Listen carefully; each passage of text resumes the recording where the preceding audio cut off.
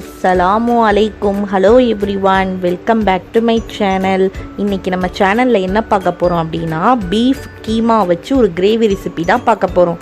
இது சப்பாத்தி, பரோட்டா, இட்லி, தோசை எல்லாத்துக்கூடையும் ஒரு அட்டகாசமான சைடிஷ். இப்போ இந்த சுவையான பீஃப் கீமா கிரேவியை எப்படி செய்யுதுன்றதை நம்ம பார்க்கலாம். வாங்க நம்ம வீடியோக்குள்ளே போகலாம். ஆனால் உடனே போய் ரெட் கலரில் இருக்கிற சப்ஸ்கிரைப் பட்டனை அழுத்தி சப்ஸ்கிரைப் பண்ணிக்கோங்க. அப்படியே கூடவே இருக்கிற பெல் ஐக்கானையும் ப்ரெஸ் பண்ணிக்கோங்க. வாங்க நம்ம இப்போ வீடியோக்குள்ளே பார்த்தீங்கன்னா, அடுப்பில் ஒரு குக்கர் வச்சுட்டு 200 கிராம் போல் பீஃப் கீமாவை ஒரு வடிகட்டி யூஸ் பண்ணி அதில் இருக்க தண்ணியெல்லாம் வடித்து நல்லா கழுவி சுத்தம் பண்ணி எடுத்து வச்சுருக்கேன். அதை நம்ம இந்த குக்கரில் சேர்த்துடலாம். 1 டேபிள் ஸ்பூன் போல் இஞ்சி பூண்டு விழுதையும் நம்ம இதில் சேர்த்துடலாம். டேபிள் ஸ்பூன் போல் மஞ்சள் தூள், இந்த கீமாவுக்கு தேவையான அளவு உப்பு சேர்த்துக்கலாம். அதுக்கப்புறம் இந்த வேகிறதுக்கு தேவையான அளவு தண்ணியும் நம்ம சேர்த்துக்கலாம். இதை நல்லா நம்ம மிக்ஸ் பண்ணி விட்டுக்கலாம். இதை ஒரு முறை நல்லா மிக்ஸ் பண்ணி விட்டதுக்கப்புறம் நம்ம குக்கரை மூடி விசில் போட்டுடலாம். என் குக்கரில் பார்த்திங்கன்னா அடுப்பை மீடியம் ஃப்ளேமில் வச்சு ஒரு 6 விசில் விட்டால் கீமா நல்லா சாஃப்டாக குக் ஆயிரும். உங்களுடைய குக்கரில் எத்தனை விசில் வச்சா கீமா நல்லா சாஃப்டாக குக் ஆகுமோ அந்த அளவு நீங்கள் குக் பண்ணி எடுத்து வச்சுக்கோங்க தனியாக. கிரேவி ரெடி பண்ணுறதுக்காக அடுப்பில் ஒரு பேன் வச்சுட்டு 3 டேபிள் ஸ்பூன் போல் ஆயில் சேர்த்து நல்லா ஹீட் பண்ணிக்கலாம். சூடாயிடுச்சு. இந்த டைமில் பார்த்தீங்கன்னா ஒரு சின்ன துண்டு பட்டை ஒரு 3 சேர்த்துக்கலாம். அதுக்கப்புறம் ஒரு 4 கிராம்பு, 4 ஏலக்காய் இதெல்லாம் சேர்த்து நல்லா பொரிய விட்டுக்கலாம். அதுக்கப்புறம் பார்த்திங்கன்னா 1 டேபிள் ஸ்பூன் போல் பெருஞ்சீரகமும் 1/2 டேபிள் ஸ்பூன் போல் ஜீரகமும் சேர்த்து நம்ம நல்லா பொரிய விட்டுக்கலாம். பொரிஞ்சதுக்கப்புறம் ஒரு பெரிய வெங்காயத்தை இந்த மாதிரி பொடியாக கட் பண்ணி வச்சுருக்கேன். அதை நம்ம இந்த ஆயில்லையே சேர்த்து நல்லா கோல்டன் ப்ரௌன் கலர் வர்ற வரைக்கும் நம்ம வதக்கி எடுத்துக்கலாம். அடுப்பை மீடியம் ஃப்ளேமில் வச்சு நம்ம நல்லா வதக்கி எடுத்துக்கலாம்.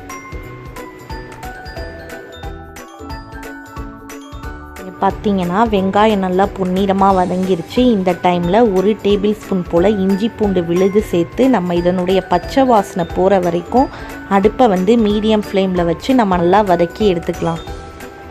ஆல்ரெடி நம்ம கீமா வேக வைக்கும் போதும் இஞ்சி பூண்டு சேர்த்துருக்கோம். அதனால் இதில் குறைவாக ஒரு டேபிள் ஸ்பூன் போல் இஞ்சி பூண்டு சேர்த்துருக்கோம். வாசனையெல்லாம் போயாச்சு. இந்த டைமில் பார்த்திங்கன்னா 2 பெரிய தக்காளியை நான் மிக்சியில் அடித்து எடுத்து வச்சுருக்கேன். அந்த தக்காளி பேஸ்ட்டை நம்ம இதில் சேர்த்துடலாம். மிக்ஸ் பண்ணி விட்டுக்கலாம். அந்த வெங்காயத்தோடு நல்லா மிக்ஸ் ஆகிற மாதிரி மசாலா பொருட்கள்லாம் சேர்த்துக்கலாம். இந்த ஸ்பூனால் ஒரு 1.5 ஸ்பூன் போல் மல்லித்தூள் நம்ம சேர்த்துக்கலாம். அதுக்கப்புறம் பார்த்திங்கன்னா காரத்துக்கு ஏற்ற மாதிரி மிளகாய்த்தூள் சேர்த்துக்கலாம். இது காஷ்மீரி சில்லி, அதனால் நான் 2 டேபிள் ஸ்பூன் போல் சேர்த்துக்கிறேன். அதுக்கப்புறம் 1/4 டேபிள் ஸ்பூன் போல் மிளகுத்தூள் சேர்த்துக்கலாம். அதுக்கப்புறம் 1/4 டேபிள் ஸ்பூன் போல் மஞ்சள் தூள் சேர்த்துக்கலாம்.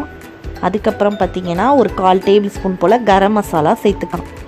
இதெல்லாம் சேர்த்து அதோட இந்த தக்காளி வெங்காயத்தோடு நல்லா மிக்ஸ் ஆகிற மாதிரி அந்த எண்ணெயிலேயே ஒரு 2-3 நிமிஷத்துக்கு நல்லா நம்ம வதக்கி எடுத்துக்கலாம். இந்த மாதிரி வதக்கிறதுனால அந்த கிரேவி ரொம்ப சுவையாக இருக்கும். இதை நல்லா வதக்கி எடுத்துக்கலாம் அந்த எண்ணெயிலேயே. இப்போது இது குக் ஆகிறதுக்காக அடுப்பை சிம்மில் வச்சு ஒரு மூடி போட்டு மூடி ஒரு 10 நிமிஷத்துக்கு நம்ம குக் பண்ணி எடுத்துக்கலாம். ஆயிடுச்சு. நம்ம ஓப்பன் பண்ணிடலாம்.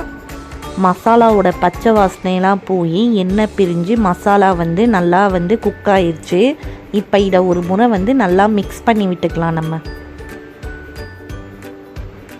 இந்த கிரேவிக்கு தேவையான அளவு தண்ணி சேர்த்துக்கலாம். உங்களுடைய கன்சிஸ்டன்சிக்கு தகுந்தபடி நீங்கள் தண்ணி சேர்த்துக்கோங்க. தண்ணி சேர்த்து ஒரு முறை நல்லா மிக்ஸ் பண்ணி விட்டுக்கலாம். சேர்த்ததுக்கப்புறம் இந்த கிரேவிக்கு தேவையான அளவு உப்பு சேர்த்து இதை நல்லா மிக்ஸ் பண்ணி விட்டுடலாம். மிச்சதும் 1 டேபிள் ஸ்பூன் போல் தயிர் நம்ம சேர்த்துக்கலாம். அப்புறம் அதை கிரேவியோடு மிக்ஸ் ஆகிற மாதிரி நல்லா நம்ம மிக்ஸ் பண்ணி விட்டுறலாம். கிரேவி நல்லா கொதிச்சிட்ருக்கு. எண்ணெய் பிரிஞ்சு இந்த டைமில் நம்ம குக்கரில் வேக வச்சுருந்தோம் இல்லையா, அந்த பீஃப் கீமாவை நம்ம தண்ணியோடையே நம்ம இதில் சேர்த்துடலாம். சேர்த்ததுக்கப்புறம் நல்லா நம்ம மிக்ஸ் பண்ணி விட்டுடலாம். அந்த கிரேவியோட அந்த கீமா வந்து நல்லா மிக்ஸ் ஆகுற மாதிரி நம்ம மிக்ஸ் பண்ணி விட்டுடலாம். பண்ணி விட்டதுக்கப்புறம் ஒரு அரை வேக்காடு வேக வச்சு எடுத்த பச்சை பட்டாணி வந்து நான் ஒரு அரை கப் எடுத்து வச்சுருக்கேன். அந்த அரை கப் பச்சை பட்டாணியை நம்ம இதில் சேர்த்துடலாம். இந்த பட்டாணி சேர்த்து இந்த கிரேவி செய்யும் போது ரொம்ப சுவையாக இருக்கும். இது ஆல்ரெடி பாதியளவு வெந்துருச்சு. இந்த கிரேவியோடு சேர்த்து வேக வைக்கும் போது ஃபுல்லாக வெந்துடும். மூடி அடுப்பை வந்து மீடியம் ஃப்ளேமில் வச்சு ஒரு 10லேருந்து 15 நிமிஷத்துக்கு நம்ம குக் பண்ணி எடுத்துக்கலாம். நிமிஷம் ஆயிடுச்சு, ஓப்பன் பண்ணிடலாம். நல்லா எண்ணெய் பிரிஞ்சு கிரேவி நல்லா திக்காக ரெடி ஆயிடுச்சு. இப்போ நல்லா மிக்ஸ் பண்ணிக்கலாம். இதில் ஒரு 2லேருந்து 3 டேபிள் ஸ்பூன் போல் அரைச்ச தேங்காய் பேஸ்ட்டு வந்து நம்ம சேர்த்துக்கலாம். இது ஆப்ஷனல் தான், விருப்பப்பட்டால் சேர்த்துக்கலாம். ஆனால் இது சேர்த்தா இன்னும் நல்லா சுவையாக இருக்கும். தேங்காய் பேஸ்ட்டு சேர்த்து மிக்ஸ் பண்ணிக்கலாம். சேர்த்ததுக்கப்புறம் ஒரு மூடி போட்டு மூடி அடுப்பை வந்து சிம்மில் வச்சு ஒரு 5 நிமிஷத்துக்கு குக் பண்ணி எடுத்தால் நம்மளுடைய கிரேவி சூப்பராக ரெடி ஆயிரும். ஓப்பன் பண்ணிடலாம். வாவ், மணக்க மணக்க எண்ணெய் பிரிஞ்சு சூப்பராக ரெடி ஆயிடுச்சு நம்மளுடைய பீஃப் கீமா கிரேவி. இது பார்த்திங்கன்னா பார்க்குறதுக்கே இவ்வளோ சூப்பராக இருக்குல்ல. இதோட டேஸ்ட்டும் பார்த்திங்கன்னா ரொம்ப அருமையாக இருந்தது. தூவி நம்ம ஸ்டவ்வை ஆஃப் பண்ணிடலாம். அவ்வளோதான், நம்மளுடைய கிரேவி சூப்பராக ரெடி ஆயிடுச்சு. இது சப்பாத்தி, பரோட்டா, இட்லி, தோசை எல்லாத்துக்கூட ரொம்ப சூப்பராக இருக்கும். இது வந்து எப்பயுமே ஒரே மாதிரி குருமா கிரேவி அப்படின்னு உங்களுக்கு செஞ்சு ரொம்ப போர் அடிச்சு போயிருக்கும். சாப்பிட்ற குழந்தைங்களுக்கும் பெரியவங்களுக்குமே ரொம்ப போராக இருந்திருக்கும். இந்த மாதிரி டிஃப்ரெண்ட்டாக நீங்கள் கீமாவில் கிரேவி செஞ்சு கொடுத்தீங்கன்னா உங்கள் குழந்தைங்களாம் கேட்டு வாங்கி சாப்பிடுவாங்க. அந்தளவுக்கு ரொம்ப டேஸ்ட்டாக இருக்கும். இது நீங்கள் மட்டன்லேயும் நீங்கள் ட்ரை பண்ணலாம், மட்டன் கீமாலையும். இருந்துச்சுன்னா லைக் பண்ணுங்கள். உங்கள் ஃப்ரெண்ட்ஸோடு என் வீடியோவை மறக்காமல் ஷேர் பண்ணுங்கள். நம்ம சென்னைமா சமையலை இதுவரைக்கும் சப்ஸ்கிரைப் பண்ணாமல் இருந்தீங்கன்னா மறக்காமல் சப்ஸ்கிரைப் பண்ணிடுங்க. அப்படியே பக்கத்தில் இருக்க பெல் பட்டனையும் ப்ரெஸ் பண்ணிட்டீங்கன்னா நம்ம சேனலில் போடக்கூடிய எந்த வீடியோவும் நீங்கள் மிஸ் பண்ணாமல் பார்க்கலாம்.